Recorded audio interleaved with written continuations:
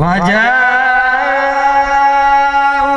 على قميصه بدم كذب قال بل سولت لكم أنفسكم أمرا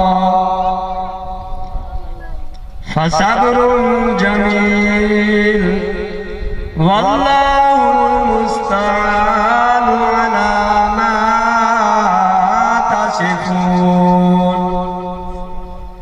وجاءت سيارة فأرسلوا واردهم فأدلى دلوه قال يا بشرى هذا غلام وأصبه بضاعة والله عليم بما يعملون.